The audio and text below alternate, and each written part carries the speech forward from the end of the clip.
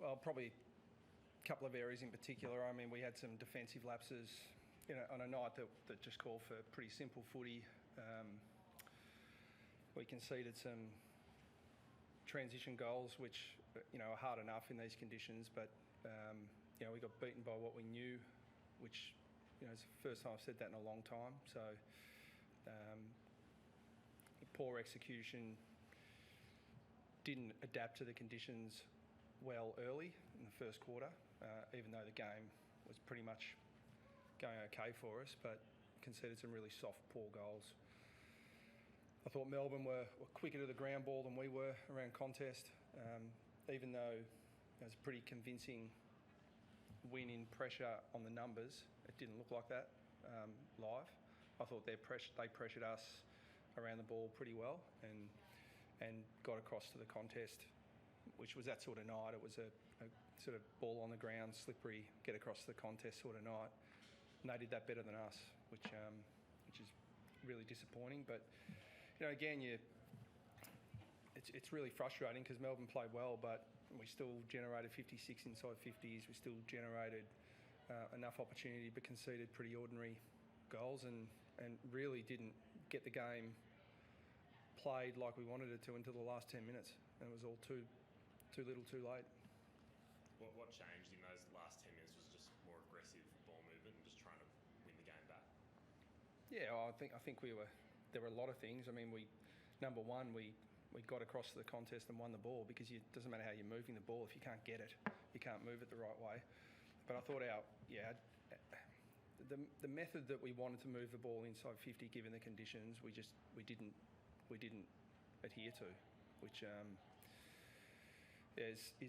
was the most disappointing part of the night for me, because that should be pretty simple and we just didn't do it. So it's the first time I think I can say that in 18 months. How did you see the ruck battle without Max scoring there tonight? Oh, well, I mean, there are a lot of contests, a lot of stoppages, clearly had ascendancy in the ruck, but, translated into I have to break down the clearance numbers a little bit more in detail, because it wasn't like you look at the contest, they won pre-clearance ground ball around the contest, which I've spoken about, but then we won it post the clearance, the ground ball. But it wasn't their inside players, it was more their peripheral players that were clearing the ball. So first possession's pretty even, but that's in those sort of conditions, that's what you expect. But the big part of the game for us was that we had ruck dominance. Wasn't first possession that was an issue. It was more when the ball spilled around the contest, they were first to it. And then when we were first to it, to their credit, their pressure was right on us and didn't allow us to move the ball the way we wanted to. Neil Bullen going to Merritt, did that have an impact? Did you see an impact on that at centre bounces? As Merritt went to half forward for a bit during the second term? No, we like to mix up our centre bounce. That wasn't we thought Merritt was very good in the first quarter, so we got the game. We're pretty happy with the way that looked. We're trying to share the load through there, but we'll have a look at that, because we thought we could get an advantage there a little bit, but we probably lost a bit of ascendancy when we did that. Carlton, Essendon, Fremantle are losing top four sides today. Does that just speak to how tight it is at the moment?